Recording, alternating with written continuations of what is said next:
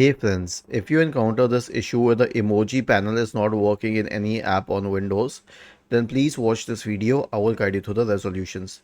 So, the first solution is to update Windows. Right click on the Start button and select Settings from the menu. Go to the Windows Update tab on the list on the left hand side and click on Check for Updates in the right pane. The next solution is to restart the computer. And how would you do that?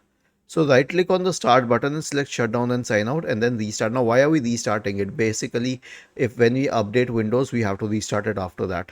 And it also kind of restarts all the drivers and services. The next solution is an SFC scan. So search for command prompt in the Windows search bar and click on run as administrator.